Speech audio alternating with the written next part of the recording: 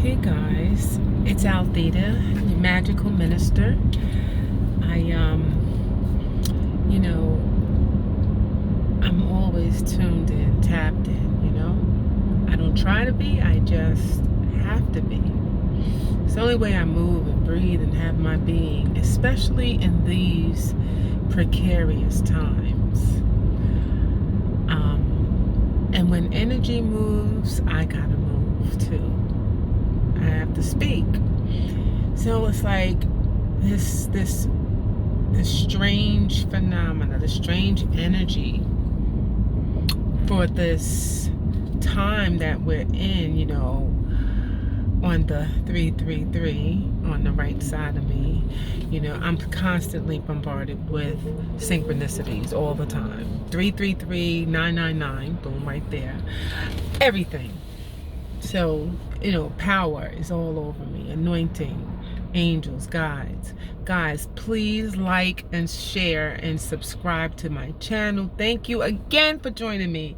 I am Altheta, your magical minister. Listen, the energy is pressing. So what is it? Why are we feeling some kind of way? We've transitioned kind of sort of. There's some loose ends though. That's the energy, the loose ends. And I keep asking spirit guys, like, what is it that I'm missing? And every time I ask that question, it's revealed. And there's these little loose ends that are still with us, right? And we are detaching from everything else that we can consciously recall that is no longer serving us well. And so we know, okay, grief, and I know for me, the grief, the loss, and the travail, and all of that stuff, that doesn't serve me well. I know to let that go, and to release, and to let God, and let spirit, let angels. But why do I still feel this? I think I did get a day in without tears a couple of days ago, but it followed up a day later, But what it is, I'm realizing in being blessed, because in the midst of all of this, there is this blessing that we are in the midst of. There's no more real, waiting. If you are doing your work and you're staying in that attitude of gratitude, you should be having some things that you can identify that God, spirit, divine, your magic is working on your behalf at this point. Now, you are receiving your inheritance. It's upon us. I feel it. I know it. I'm beholding portions of it. And the rest is yet to come. And I'm going to allow the divine to take its time in unfolding, because I still want to stick around for at least another 50 years. So, in increasing measure, let us be blessed. But in the midst of all of that, I'm still feeling this grief. Well, in observation, I'm driving in what is getting ready to be my old neighborhood. I did 7 divine years in this community, 7 divine years in the previous community.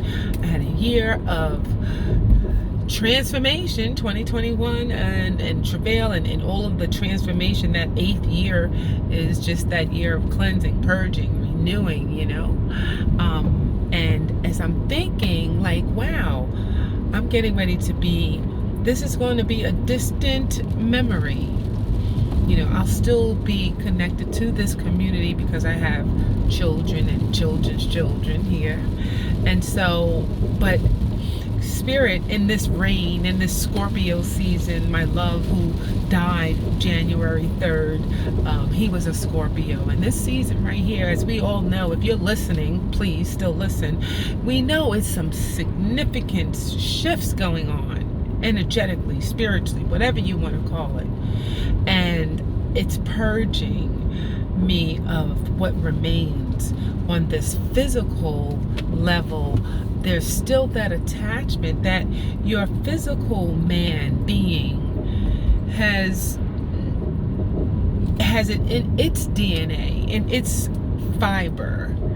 And that has to be purged. And I was asking myself, like, how do I purge this physical body and transform. I mean, I've transformed physically, but that physical imprint of the shadow of my old self, I feel like it still remains. So, I'm asking spirit guides, how do I get this physical imprint of grief, of cutting off from my old self, not grief just about my mother, my man, my child, in a sort of separation. And I've had to give those sacrifices, and I'm not grieving the loss, because that was a part of my plan. But the unexpected grief, and the grief that cannot be disputed, is the grief of losing and dying to your old self, all that you were. And that's a big word to say, all, but all that she was, because that which remains is the true self and the higher self. But that which doesn't serve us any longer on our new trajectory, our old ways, behaviors, tendencies, some of our likes are being stripped from us, and I am not liking some of that. I'm in debate with spirit about my new love, my soulmate. Like, I want him to be like this, like that, and spirit is saying, all of your old self has to die. So we'll wait. What? And that's what I'm getting. Like, that's painful. That's the ego. That's part. And we still are in this world, although we're not of this world, and we've ascended in consciousness, but we are physically still here, and we still have our ego, which this is the ego's domain. This is the ego's world, and it won't be denied, but so much either. So, balancing the emotions, balancing, letting go and holding on to what is really serving you well, and dying, fully letting go of yourself, letting go of what you wanted, what you used to like, the places, the people, places, and things. It's almost like detoxing. It is detoxing. Getting all that old toxic stuff out of your being. And it's a physical thing as well. It really is. I learned that when my Anthony transitioned, the nuances that we physically engaged in on a regular basis, if it be just picking up the phone, or physically, driving in the same direction because of our journeying together, that physical piece was really hard, and I felt it in my root and sacral areas, like, heavily. So there's a physical part of us that has to die, and it has to be purged and cleansed, and we can do it, right? Like, share, subscribe, comment, please. It's very much welcomed. Okay, I am going to be trying to make our videos a little shorter, so you kind of hang in there. I hope you do. And be well, and do your work. Cleanse, purge, release.